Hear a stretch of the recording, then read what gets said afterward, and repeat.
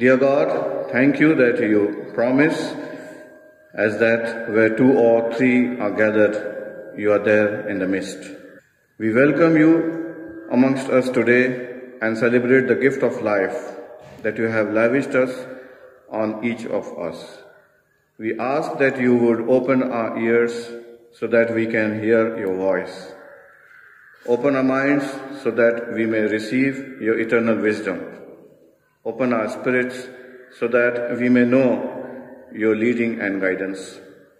And open our hearts so that we may receive your wonderful love. We ask all this in the glorious name of Jesus. Amen.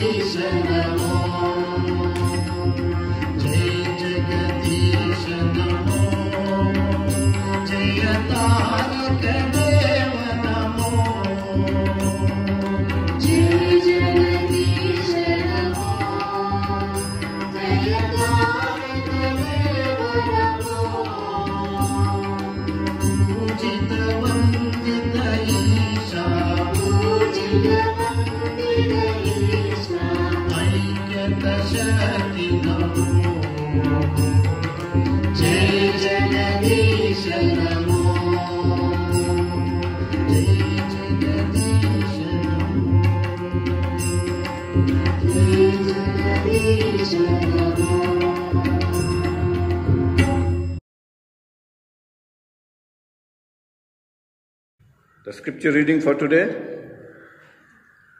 has been taken from Genesis chapter 1 verses 1 and 2. In the beginning, God created the heavens and the earth.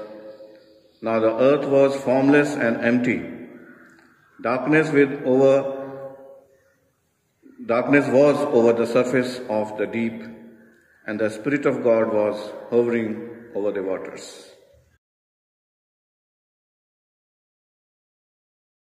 As it is mentioned, it's recorded, in the beginning God created heaven and the earth,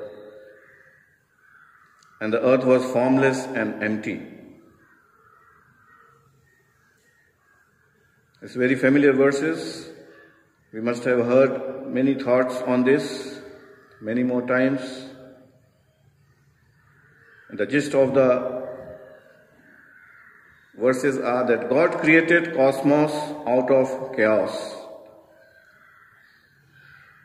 And there is a detailed account of how God created all the living things, which is recorded in Genesis chapter 1 verses 1 to 25. And in the 25th verse ends with, and God saw that it was good. In the beginning it was the picture of disorganization and uncertainty, for the world had no order. Everything was formless and void. There was confusion, emptiness, and waste, and it was filled with darkness. But God changed everything, bringing order out of chaos. His action began as His Spirit was moving. The Spirit of God was brooding, studying, examining, lingering, and only after this hovering did God take action and start bringing order. Then God declared, "Let there be light." This light illuminated everything about the world, and He was pleased with the impact. Saw that the light was good, and God separated the light from the darkness. God called the light day, and the darkness He called night. Similarly, day after day, God continued to bring order out of chaos, and as He looked at His creation, He declared that it was very good. In Genesis chapter 1 verse 26 it is recorded, "Then God said, let us make humankind in our image, according to our likeness, and let them have dominion over the fish of the sea, and over the birds of the air, and over the cattle, and over all the wild animals of earth, and every creeping thing that creeps upon the earth." In verse 27, "So God created humankind in His image. In the image of God He created them. Male and female He created them." Here it is interesting to note that God does not instruct humans to use animals for food at this point in history. Certainly in the beginning, God does not explicitly offer the animals to the humans for eating. Genesis chapter 1 verse 29 says, "Then God said, I give you every seed-bearing plant on the face of the whole earth, and every tree that has fruit with seed in it. They will be yours for food." After forming humankind on the 6th day of creation and decreeing our first purposes on the earth, God now describes what humans are to eat, the fruit of all the plants and trees created on day 3. As was the case with everything living created by God, these plants and trees were designed to reproduce themselves through the seed, one generation after the next. And the same is repeated in Genesis chapter 2, verses 15 and 16. It says, "You are free to eat from any tree in the garden." So creation is to be vegetarian. Only later, after the floods, is human given permission to eat animal flesh, and now it has become an integral part of our food habit. Now the question comes, what is the purpose of creation? God creates with purpose. The architecture and composition of creation reveals the Creator's purposes. God created as an act of love, and the purposes of creation support God's love. Creation is neither a random accident nor divine in itself. Creation is a gift that both reveals God and provides for humans. Creation glorifies God. Creation glorifies God in the goodness and splendor of its very being and aura. Psalm 19 verses 1 to 4 says, "The heavens are telling the glory of God, and the firmament proclaims his handiwork. Day to day pours forth speech, and night to night declares knowledge. There is no speech, nor are there words. Their voice is not heard, yet their voice goes out through all the earth, and their words to the end of the world." In the ancient Near East, the sun was often an object of worship, but the psalmist tells us that the sun, the firmament, and day and night are created and all testify the sovereignty of the Creator. This testimony is characterized first as glory, affirming that God reigns and that the universe itself instructs humanity about God's rule. Scriptures tells us that creation glorifies, praises, exalts, and celebrates God. Creation reveals the Creator. God wants to be known by all people, groups across all the earth. This is stated throughout the Scripture and ultimately in the person of Jesus Christ. In addition to God being made visible to us in Jesus, God chooses to be revealed through creation. This aspect of God is evident in verses like Romans chapter 1 verse 20. "For since the creation of the world, God's invisible qualities, his eternal power and divine nature, have been clearly seen, being understood from what has been made, so that people are without excuse." The 16th century theologian John Calvin wrote, "We cannot open our eyes without being compelled to behold.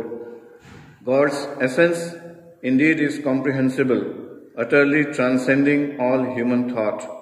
But on each of God's works, God's glory is engraved in characters so bright, so distinct, and so illustrious that none, however dull and illiterate, can plead ignorance as their excuse." Similarly, the reformer Martin Luther once said, "The power of God is present at all places, even in the thinnest leaf. God is entirely and personally present in the wilderness, in the garden, and in the field." Those who ignore, misuse, or exploit the earth are marring the ability of people to see God. Since God's desire to be known is so strong, misusing creation is certainly offensive to God. Those who disregard the earth work against God by undermining God's will to be known, and they will be held accountable. Care for creation supports the revelation of God.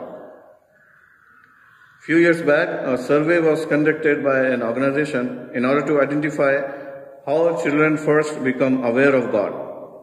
Children in the age group of 5 to 10 from mixed faith backgrounds were asked to describe when they first become aware of God. A 10-year-old girl born to a Buddhist family recalled, and she said, "Why do we cut trees and the trees grow back? When we dig the soil, it comes back. Someone more powerful than man must be making this happen, because this is not possible for a man to grow back a tree and grow back soil. Where does the question come from? From my thinking? From my faith? Where does your faith come from? From my thinking. No," she says, "maybe this is what they call God." Another boy of the same age group said, I know there is a God because of the rain, because of who can fetch so much water, go up to the sky and pour it on us. Only God can do that. These children affirmed that the awareness, the existence of God's love can come through the natural environment. Because creation is a means of God's revelation, we should care for creation. We should interact with creation to preserve its capacity to reveal God, restore and rehabilitate parts of creation that have been misused and degraded, and stand against uses of creation that destroys its revelatory role. Created to provide. Creation provides for non-human species. The second purpose of creation is that its natural systems and processes provide for all God has made, human and non-human, because all creation is connected, both immediate, local, and long-term global consequences can occur whenever one part of creation is harmed. Therefore, our use of creation should preserve its ability to provide clean water, clean air, sufficient grass and trees, etc., for the needs of other parts of creation. In Genesis chapter 1 verse 29, God says, "See, I have given you every plant yielding seed that is upon the face of the earth, and every tree with seed in its fruit, you shall have them for food." Since the earth is designed to provide for human needs, we use the earth in a way that provide well for people. For all humans now and in future. Creation is designed to provide for all people, rich and poor, meek and powerful, people today and for future generations. Human activity has the potential to disrupt creation's functioning and future provision for others. For example, dumping unwanted waste into the rivers may take away the waste, but the river is unable to provide clean water to others who depend on it for drinking, fishing, irrigation, and the like. Creation is not the sole preserve of today's generation. Future generations will need the earth to provide for their needs. Stewardship of creation must take into consideration its purpose in providing for other human beings beyond ourselves. Using creation in a way that disrupts others' ability both now and in the future to enjoy and benefit from creation is at odds with God's purpose for creation. Humans are entrusted by God with both dominion over the stewardship of creation. God has tasked humans to govern and supervise the rest of creation by exercising dominion. The purpose of dominion is to carry out God's intention for creation, including revealing God, providing for human and non-human creation, and caring for our neighbor. God has given two roles to humanity regarding creation, exercising both dominion and stewardship over the earth. Dominion does not mean to control, but to intend to ensure creation functions properly, thereby accomplishing God's purposes. Stewardship is particularly connected with caring appropriately for creation. As Christians, we should believe and understand that there is something unique about our world, since we know its Creator so intimately. In Jesus' life, ministry, and teaching, we see a unique perspective on creation. Not only does the Bible say Jesus is Creator and Lord, but also that it is Jesus who is reconciling all things to Himself, including creation. Jesus' teaching about the least of these is especially poignant for anyone concerned about the poor, as the poor are often most dependent on the healthy functioning of creation. Jesus instructs that we need the indwelling of the Spirit to accomplish the good works He is prepared for us in creation.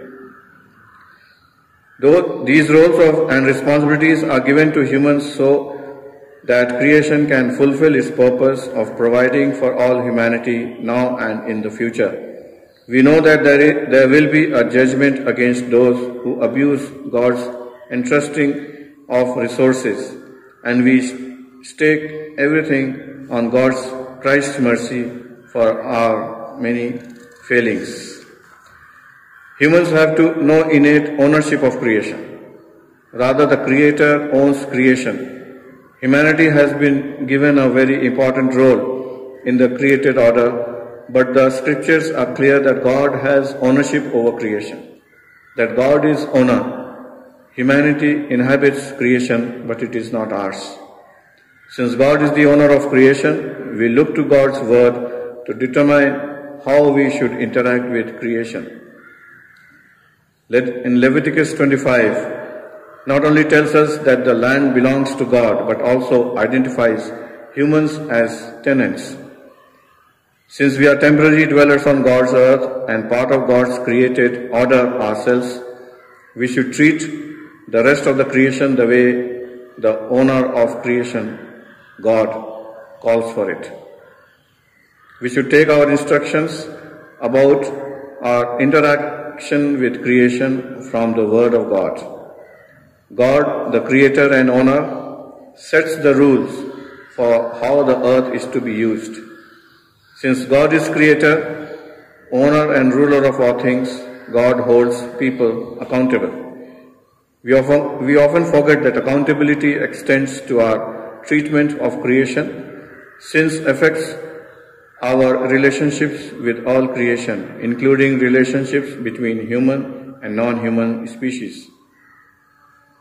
French theologian Henry Blocher puts it this way: if man obeys God, he would be the means of blessing the earth, but in his insatiable greed and in his short-sighted selfishness, he pollutes and destroys it. He runs a garden into a desert. God holds people accountable for how they misuse, abuse, and mistreat creation. Revelation 11:18 explicitly states that God will destroy those who destroy the earth. Humans are in confrontation with God and His creation. In order to fulfill the greed, the human has overexploited all the natural resources, air, water, earth, even under the earth and galaxies, causing massive earthquakes, untimely rains, floods, forest fire, famine, locust infestation, and the list is endless. But for all this, very conveniently, we humans put all the blame upon God, the Creator, and start referring to all the signs of end days. The nature has its own way of repairing and recharging its creation. During the national lockdown due to the pandemic COVID-19, we must have come across the photographs of clean rivers, oceans, and the air. And one instance I would like to refer here is the people in Jalandhar in Punjab could view the Himalayas from as far as 200 kilometers, which is 200 kilometers from Jalandhar, which used to be visible 30 years back. The air was so clean, because all the factories, all the vehicles, everything was closed. And the Yamuna river water in Delhi became blue and crystal due to the closure of polluting industries during lockdown, for which the government of India and many people are spending crores of rupees and could not clean the river. The time has come for us to realize that we have to make peace with nature and learn to protect and live in coexistence with the creation without exploiting the free gifts of nature. Let the God give us the order, plans, and peace. Creator God, you reveal yourself to us through the wonders of the natural world, our home. Help us realize how important it is to preserve this natural world so that future generations can continue to learn of our greatness through its wonders. O God, hear us, we pray. Give us your love for the whole of creation. Creator God, we give thanks for this wonderful earth which we share with the whole community of life. We pray for the awareness that we cannot sustain certain aspirations of infinite economic gain on a finite planet. Help us to live in such a way that we respect all life, accepting that we must reduce our demands in order to allow other forms of life to continue and flourish. Give us your love for the whole of creation. In our brokenness, we disturb Earth's capacity to hold us, so we have climate uncertainty and global injustice. Help us to make a difference today for life tomorrow. Give us your love for the whole of creation. Loving God, through your creative power, humanity has emerged on earth as a dominant species. May we learn to use our power wisely for the good of the whole community of life, to sustain rather than to destroy. Help each of us to take the small steps we can to sustain life. Give us your love for the whole of creation. God, creator of the galaxies and of the tiniest seeds, sometimes we are overwhelmed by the immensity of the task of changing the habits and practices of the world so as to counter climate change. May we remember that the tallest oak grew from a small corn, and that every small change even of us makes has its own effect, and that together all our efforts can produce the change we seek. Give us your love for the whole of creation. We pray for visionaries, artists and writers, that through their work we may see creation afresh. Give us your love for the whole of creation. Creator Spirit, we pray that the Church we re-engage with your creation and reaffirm our biblical, theological and spiritual traditions. Lead us to transform our lives and the Church to reflect your glory in creation. Give us your love for the whole of creation. Spirit of God, you establish the dance of creation, bring life out of death and order out of chaos. Call us to radical action, to care about the whole created world and to share resources more equitably with all life. Give us your love for the whole of creation.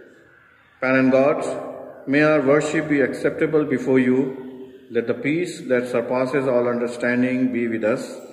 Help us to make a difference in the world this new week. Let our words and actions align with your word. Help us to practice what we have learned here today. Help us to be a blessing to everyone that we meet and interact with. Help us never to forget that you are with us always. In Jesus' name we believe and pray. Amen. Shall we receive the benediction?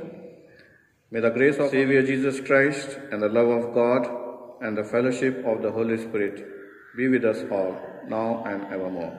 Amen.